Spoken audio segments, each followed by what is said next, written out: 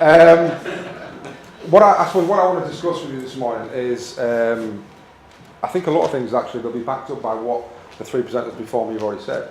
Just a little bit about my school. We're a secondary school. We're in Middlesbrough, in the northeast of England. We have 1,450 students. It's a big school. About 95 teachers and about 190 full-time staff across the school. So it's a big operation, and we're just year 7 to year 11. Staff wellbeing, and mental health issues then can be compounded the more and more people you've got. And I remember I've been there 5 years now. I remember the first few days that I was there, I was opening doors and saying, "Who are you? Because you didn't exist in my old school, or your position didn't exist." And I think interestingly, think about all of our support staff as well. That it's not just the teachers, but actually it's all of the adults that work in our building that we are collectively responsible for. I've been there 5 years as deputy head. I came in on a school improvement mission, I suppose, when we were a requires improvement school. We were Ofsted about 2 years ago, and we got a good judgment with outstanding leadership, which we were really happy about. And for any secondary colleagues in the room, the last 3 years, even though you hear anything about northern schools, coastal schools, the north-south divide, etc., we've put a progress 8 score of +0.6 and +0.5 in the last 2 or 3 years. So we've been in the top 10% of schools nationally, and very little staff turnover now. And I want to kind of talk about maybe some of the reasons why that might be, and hopefully some of the things that you can actually transfer and take into your school. So I'll share some examples, but I'll also share a lot of key messages that I think we should all be thinking about, and how can that actually, how can you put it into your context in your school. This, I think, is even bigger now than it ever has been, because I think a few years ago, I think I probably could have stood here and said that Ofsted created the weather in our schools, or the DFE created the weather in our schools. But I think that there's been a big shift in the sands in the last 12 to 18 months that actually Ofsted are really pulling back from that. And there's two things. They're keen to point out that they never created the weather in the schools, which I don't believe. And they said, well, we didn't really say that, but they let us believe it, quite possibly. But I think now, certainly, there is a real shift that actually, as leaders, we are responsible for the weather that we create in our school. And it's, if we have significant mental health issues in our school, or we've got significant staff burnout, as Joseph was talking about, then actually that's now probably squarely down to the leadership of the school. And there are lots of things that Ofsted, the DFE, and whoever you want to include in that they are pulling back from and are giving the responsibility to the leaders in the school. So if you are a decision maker, you are a leader, ultimately reflecting this morning on what is the weather like in your school, what is it like to teach in your school, and actually how much of that comes down to you and to your leadership team, that you are asking people to do these things or not. I imagine we've got probably a mix of possibly heads, deputies, assistant heads, etc. in the room. But actually, can you remember what it was like to teach 5 lessons a day? Can you remember what it was like to have to take home a crate of books on a Friday night, or 2 crates of books on a Friday night, and give up your whole weekend? Now, some of you might be nodding and saying, listen, I still do that. But for some of us, when I went to my current school as deputy head, I didn't teach for 18 months, 2 years. We were RI, I went in on a mission. I needed to rip up teaching and learning, rip up behaviour, rip up professional development, and I had a blank canvas to do it all. But I didn't have a teaching timetable for 2 years. So we invested in leadership capacity, but I was very conscious of standing at the front and saying, you need to do, you need to do, you need to do, when I wasn't doing any of that. And I think it's really important that actually, can we remember what it's like? Because I know now, as a deputy head now, if I teach 2 lessons a day, I'm like, oh my gosh, I'm teaching twice today. And there's people out there doing it, 5 times, no break, running off for 15 minutes to go to the toilet, grab a coffee, run back, and I'm telling them I want you to be on the corridor before the kids get there, etc., doing all that. And then I'm saying, right, why haven't you come to the professional development session tonight? And they kind of look at me like, I'm spinning around. So it's really important that we remember what it's like. Absolutely essential.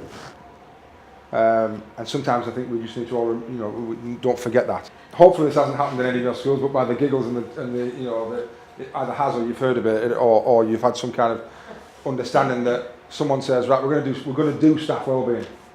We're going to do it. We're going to do it tonight. Everyone in the hall, 4 till 5.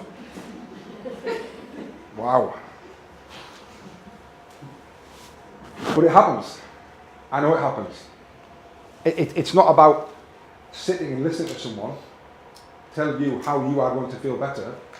Actually, it has to be something organic. It has to be a culture that actually permeates through everything we do in school, and certainly not just ticking off, we've done staff wellbeing this year, we did it, we had a staff meeting right at the start of the year. What are you actually doing? And just reflecting for a few seconds now, what happens in your school to promote staff wellbeing? And just see if you can think of 5 key things. So if I asked one of you to stand up here right now and say, right, you're next, you tell me your 5 things, could you get to 5? And what are they? And just think about them in your head. What are the 5, 3, 4, 5, if you've got more? What are they? What would you nearly pull us to the mast and say, this is what we do? It needs to be a constant dialogue. If you ever go to the seaside and you get a stick of rock and you snap the stick of rock, you will see that colour and that pattern running all the way through it. It has to be that golden thread or that stick of rock, however you want to visualise that for yourself or to your staff. That it has to be this constant dialogue all the time. Not just we've done it at the start of the year, but all the time. In any decision you're making, thinking actually, what would it feel like to me if I was teaching 5 lessons a day and I was asked to do this? What would it feel like if I was having to take these books on? What would this policy feel like to me as a teacher on the ground? And actually all the time thinking staff wellbeing, staff wellbeing. How are we actually supporting the staff? Or actually are we forgetting this and we ask them to do things that go against what we want to create? And if we're taking something, or if we're putting something in, what are we taking away? I don't imagine there's any school out there that is not doing very much. All of your schools are probably asking your staff to do lots and lots and lots and lots, to a degree where you're probably at the limit of what you can ask. Right? And I think that's probably happened for about the last 10 years now. I think it was different 15 years ago, 20 years ago, 30 years ago. But actually right now, I think if you looked at all of your staff, are they at the limit? And if they are at the limit, when you decide to go back to school and go, right, we're now going to do this, when is it what is it that's going to break the camel's back? What's that straw? Because you can't just keep going, oh yeah, but it's only a little thing, and I'm going to give you another little thing, but that's okay, because 10 little things mean one big thing. So what are you going to take away? And I'll talk about this in a few minutes in terms of how we can start to evaluate and think about what we might want to take away. As a senior leadership team, we've done a lot of reading and research. We haven't done the research, we've done reading of the research around marking and feedback, which ultimately, and I've seen it 3 or 4 times on here, is probably the biggest workload issue in school. Okay? So we've done a lot of work on this. And when you look at the research, and the research by Dylan Williams says that if the person receiving the feedback does not want the feedback, then it's useless. All right. So if we did that task again that Joseph was talking about, where you sat and you said, this is what I think of your dress sense or how you come across to me. If the person does not want to receive that, if they do not want to hear it, then it doesn't matter what you're saying to them, they're not going to take it in. And if you think about that with the students in your school and the amount of hours that go into marking feedback in your schools, if the students are not wanting that and they're not going to read it, then it's a complete waste of time. So this has come up in our school at the moment, and as SLT we're saying, right, we're going to pull back from this. We don't want you to be marking books because you think we want to see it, because we don't anymore. Okay? And that's the message from me as Deputy Head in charge of teaching and learning in the school, that actually we don't want to see this. Not we don't want to see it at all, but don't do it because you think we want to see it. Don't do it on a certain regularity because you think we want to see it, because Jon Tait is going to do a work scrutiny and you're going to be in trouble, etc., etc. And we've said this to a lot of people, and there's some staff going, yeah, I know that, but like my head of faculty still wants to see it. So it's all right me saying it, but actually if then the layer below, the heads of department, heads of faculty, are not singing from the same hymn sheet, or they don't believe what I'm saying, that they're going, I know he says that, but he'll still want to see it. If that's happening underneath, it doesn't matter what you're saying at the top, what your well-being overarching rainbow is saying, that if it's getting clogged up in the system, you need to change that. And the conversation that I've had at the moment with one faculty in particular, they've said, yeah, but we don't really want to pull back from it because it's having an impact on the kids. So I'm then saying to them, really? And they're going, oh, yeah. I'm saying, well, how do you know this? How do you know that it's actually having an impact on the kids? Because actually, I'm not sure it is. And they're saying, oh no, it is, because we can see that, and I'll tell you what we do, and you might have something similar. Kids, they'll do a piece of work, we'll put some what went well, some EBIs, we'll put a yellow box, and they'll actually improve that work in the yellow box. So the head of faculty is saying to me, yeah, but I can see that they've improved the work underneath. So it is having an impact, John. We don't want to move back from it. When you read the research from Dylan Williams is saying that actually we should be improving the person and not the piece of work. If all you're doing is saying, do this better in here with this guidance right now in front of me, it's all directed. And actually, the student then, as we've probably seen as teachers, makes the same mistake again, and the same mistake again, probably later down the line, and you get frustrated because actually, hang on, we've done this. You improved, and the kids go, really, I improved that piece of work. So it's about how we improve the person rather than the piece of work. So actually, it's about evaluating everything we do and saying, well, is it really working? Because actually, if it's just that we've always done it, so therefore we're always going to keep doing it, then we're always going to get the same results. And if that's an RI school or average or below average results, or whether it's teacher burnout or mental health issues, then that's what is going to keep happening. So you've got to be strong. And I need to be strong at the moment. And I never thought I'd be in this position, because when I went to the school, when the school was RI, I was telling people, you need to do some marking. You need to assess some work. You need to do this. We need to have some consistency, because it was all over the place.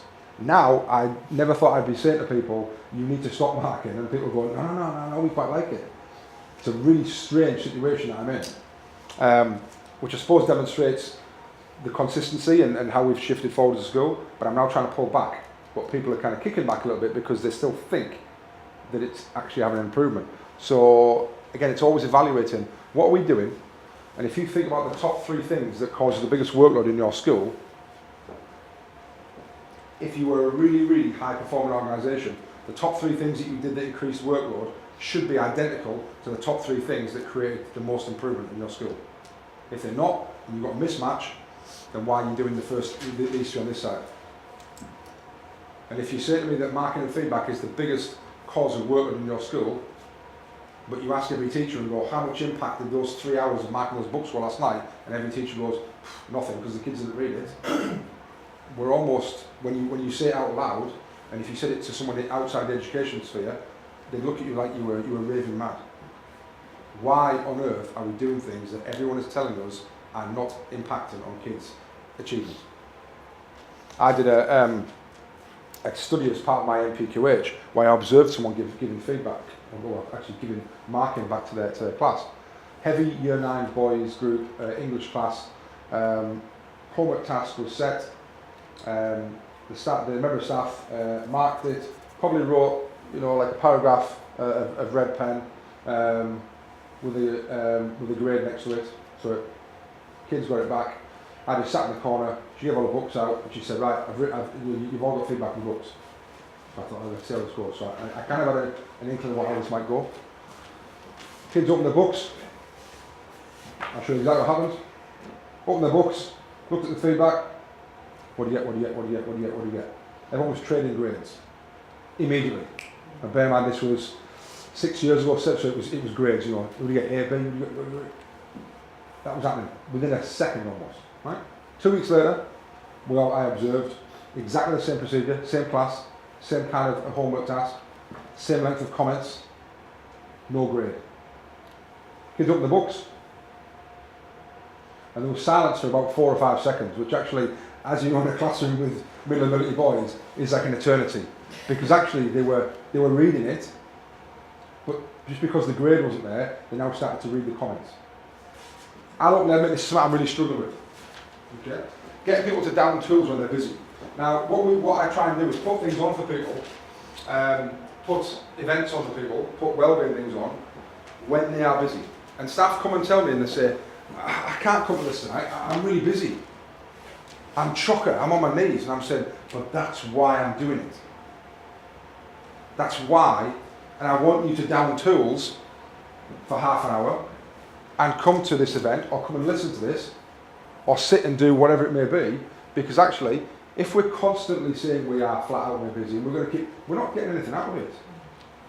Think of it like an athlete. Why would we expect an athlete, professional footballer, an Olympic athlete, Olympic swimmer, to keep going when they're on their knees in terms of training. You wouldn't. They would rest. They would identify when they are, in this case, busy, and I hate the word busy. I've got a bugbear about it. I heard a TED talk a while ago, and I keep kind of self-checking myself when I say this. And the TED talk talked about the amount of times that when someone says, "Oh, how are you doing? Everything all right?" And you go, "Oh yeah, busy, And so many times we say we're busy, and it's this kind of negative, negative, busy, nowadays I'm busy. Well, actually, let's just remove that word, and let's just, next time someone says, "How are you?" tell them how amazing you are, tell them how amazing your job is, tell them what you're doing rather than, it almost seems like a chore, like it's a sentence. How are you at school? Well, it is busy, QAs on, observations, deadline. It's like, wow, why are you working there? So next time someone says, next time you hear someone say that back to you, just maybe reflect that back to them and go, all right, that doesn't sound like you enjoy your job, So I get this kind of, this busy, what is busy? It's just kind of, I'm busy. But trying to get people to down tools is really difficult, because the natural reaction is, I'm busy, so I can't. But actually, that's the whole reason I want you to down tools. I want you to take a step back. I want you to, get some fresh air, to go for a walk, whatever it is, to then actually re-energise so we can actually be far more productive when we get back on task. This nearly made me cry last week. So I spoke to one of the staff about the marketing feedback. And I said, listen, why are you doing it?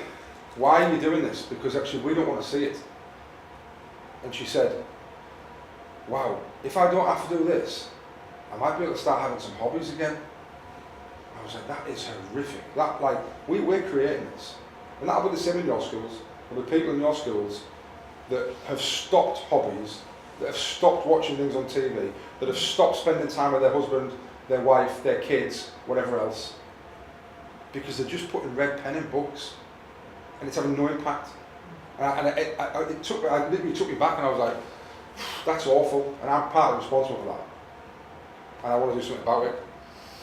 Because I want a school where I've got staff who are, going to the gym, going for a walk, gardening. I don't care what it is. I want them to have a life away from school.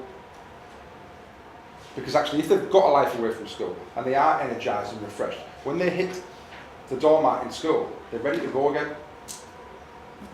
And I think we should all deserve to have a life away from school. And I'm not just saying down tools at 3:15 or whatever you finish school and that's it, I'm not doing anything outside school.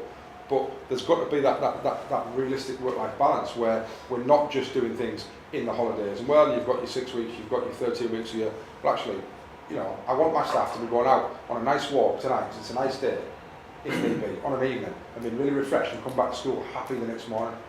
So I mentioned about different events we do. Throughout the year, and again, this isn't every week, but throughout the year, we have some subject specials. So things like the Great British Bake Off, MasterChef. We've got amazing facilities in our schools, right? Why not put something on for your staff? Because it's fantastic, right? The first thing that happens is people actually speak to other people from different departments. As ridiculous as that sounds, how often do you get a chance to actually speak to someone in a different department if you're not team teaching with them, or you haven't bumped into them or held the door open in the corridor? How many times do you actually get to talk about non-work related things in your school? So we do things like that. We've done things at Christmas, like Christmas decoration making in the art department. We've done fitness sessions. We try and do as much as we can to actually bring staff together. However, I have to say, I do get that all the time, that I can't come, I'd like to come, but I'm too busy. And that's the barrier at the moment. So I'm not saying I've cracked that, but ultimately it's how do we then crack that, and how do we get into the minds of people to say, I know you're busy, that's why I'm putting it on. I want you to down tools. If you stopped now, and you did no more work for the next 40 minutes, would your life fall apart? Would the school fall apart? Would nobody make any progress in the next 12 months? No, they wouldn't. Yes, I couldn't be saying it. John, I've got a question for you. Yeah. When you organise those events, does the head teacher and the senior leadership team model that behaviour? So do you go to those events? Yes, we try to as much as we can. And certainly the last one we did, the MasterChef one, or the Great British Bake Off, I was one of the judges. That was, I can't cook, but I can eat. So, you have a question as well? I was just going to say, do you think it's appropriate to tell your staff when they have to down tools.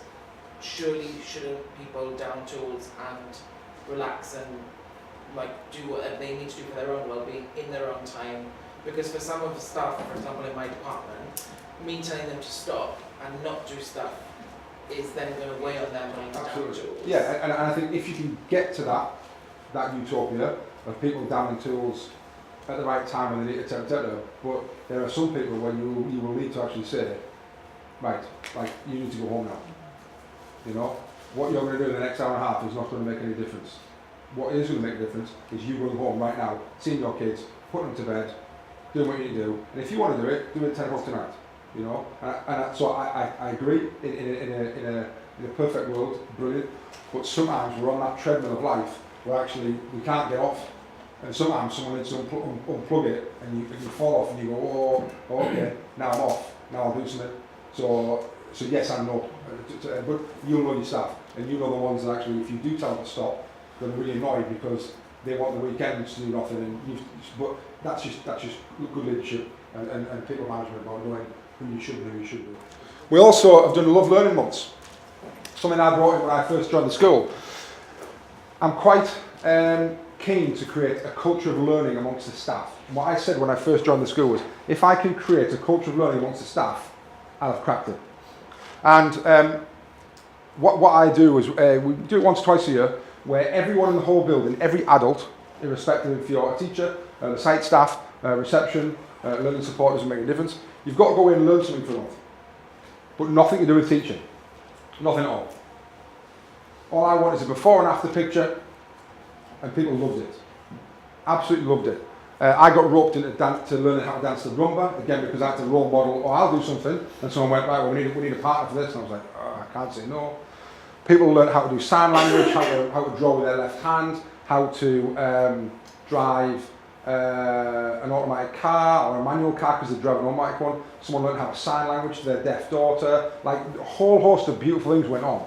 And it just got people buzzing and talking about what are you doing, how are you doing that. And the main reason I wanted people to do it was because we sometimes forget what it's like to learn a new skill.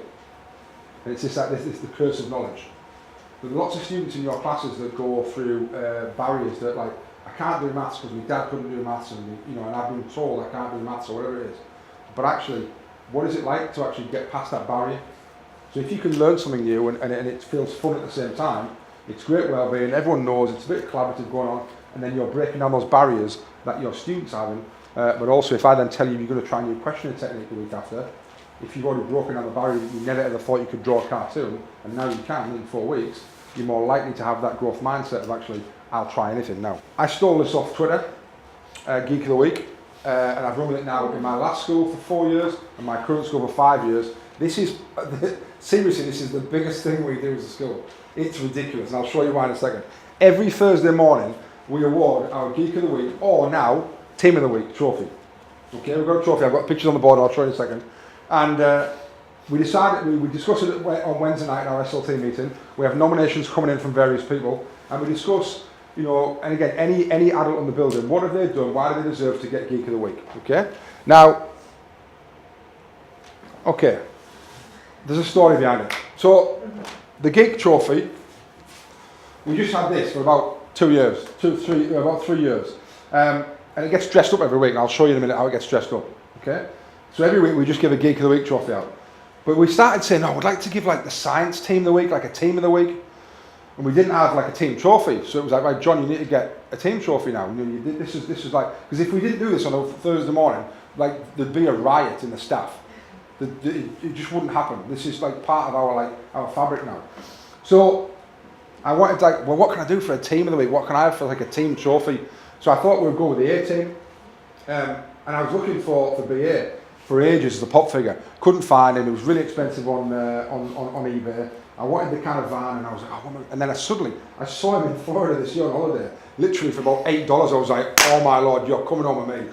So brought him back to school, and then I need a van. The van was really expensive, so our technology department made the van. So it's just so we either give out one or the other, or both sometimes. And when I say it has a life of its own, you can see exactly what I mean. So it gets dressed up every week by the recipient in whatever style. So if they're a science teacher, if they're a cricketer, if they're in the first aid team, whatever it may be.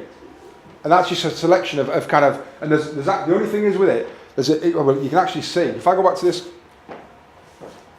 go back one, it's got a new base now, because it used to be yellow, but it started getting cracked and smashed because it goes on holiday with people and all sorts. It's on nights out and everything. It's great, but it's just really fun.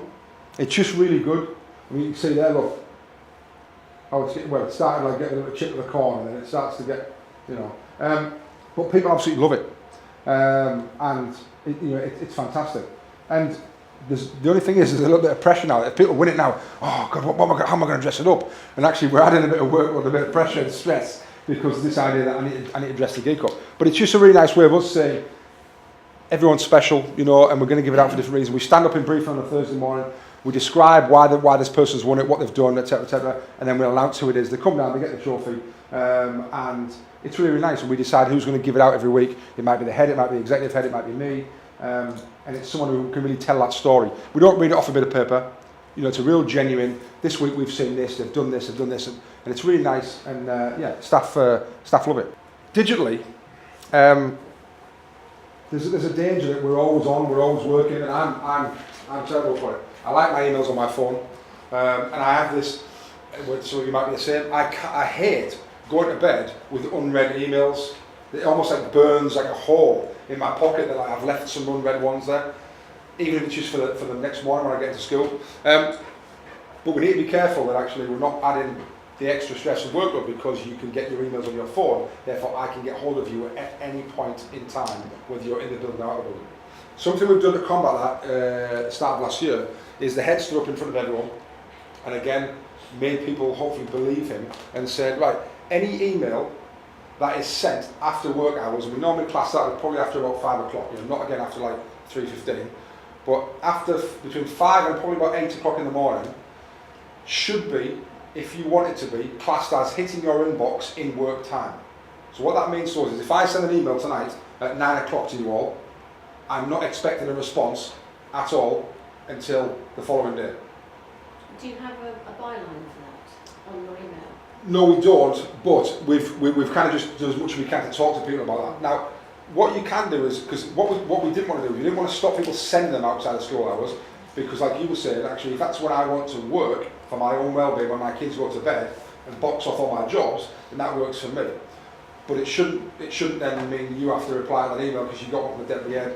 And we've said, oh, well, we don't have to. Yeah, but like, an NQT gets an email off the deputy head at 9 or 10 o'clock at night. There's a bit of pressure there to get that to reply to that email. So we've said you can do one of two things. We've trained staff on how to, as simple as it sounds, write draft emails and save them in their drafts, or even now schedule it in Outlook. You can schedule out an email to go out at a certain point. That's been a revelation to people. Oh, so I can write it now and it goes out on Thursday at 3 o'clock. Yeah. Oh, wow. So we've done that. But also we've been saying to people, you do not have to reply to this. And it's annoyed me a little bit, I'll be honest. If I've sent someone about 6:30, I've kind of wanted to reply, and I haven't got it, and I just think like, John, you need to model this well-being, it's fine, you'll get it in the morning. Because we've been used to that kind of idea of I'll fire an email over, I know it's your phone, I know you'll have seen it, so why haven't you emailed back for 2 or 3 hours? And it's changing that culture of we are always on, but we don't need to be. I mentioned before, we talked about positive role model. We need to do this, we need to be the ones that are not staying until 8 o'clock at night. And there are some leaders, hopefully not someone in this room, but there are some leaders that like to tell people that. Oh, I always leave about 7 o'clock, and it feels like if I'm leaving at 5, I'm not putting as much of a shift in as someone else. This idea that like, I'm in at 7, I leave at 7, and you're thinking, right, should I be doing more? So we need to be modelling that, and we need to stop this kind of bravado that I'm stay the longest, therefore I've done the most work, because it's just ridiculous. I wrote an article on this a couple of years ago. Wellbeing, whatever you're doing, actually you need to have that, go back to those hobbies and those interests. You need to have that time away from school. You need to have that time where actually you can have those things, you can enjoy your life outside of school and not feel that actually it's going to be just all work, work, work, and not feeling guilty. don't feel guilty by going into school and saying, I did no work last night. I went to the cinema and said, it was fantastic, I saw this film. And we do an SLT check-in every Monday morning now, where 8 o'clock, we check in, 10 to 15 minutes, and the first thing is, everyone talks about how the weekend's been. And lots of us now are getting into the habit of actually saying, I did no work this weekend, I did this, I took my kids to play football, we did this, did that, and actually, this week I've got this come up, but I feel really good. Rather than sitting there and feeling you have to go, well, Saturday I worked all day, Sunday I did it, it's just, well, because people now start saying, well, why are you doing that? Why are you working all weekend? Because to me it then starts to suggest your time management is probably quite poor. If you're having to work that much, what's the quality of what you're doing then? We may think we're running at 100%, we may think we're giving everything, we may think we're doing everything we can, but if you're only giving everything of what you've got left, then actually that's not much at all. You might only be giving 100% of 60%. Thinking back to, I made the reference about an athlete, all right? Olympic Games, you would not expect an athlete to turn up to the start line with 70% in the tank. They are a finely tuned athlete that is tuned to that exact minute almost. Now I know we can't do that because we are performing every day as teachers and as leaders, but actually what are you doing outside of school to make sure that you are refueled, that you're refreshed, and that you're giving as much as you can to your kids? Because if you've only got 60% left, you may think you're giving everything to your kids, but actually you're doing your kids a disservice because you're not fully there. You've only got half of it left. So it's really important to think about, what am I giving, how am I refreshing myself away from school, and how am I getting into a situation where I'm refueling and refreshing so that my kids get the best of me. If you haven't done any of those, you've probably got about at least 5 or 6 more takeaways there just from people around the room. And I don't think any of them really cost a lot of money. There's none of this that's actually we're going to have to cost this much per year. It's actually just that all the time, that idea that what's that sticker rock? If you break that sticker rock and you have that wellbeing going through in your school, and if you've got it, then fantastic. But we can probably all do a little bit more. So thank you very much indeed, and I'm around if you have any questions after.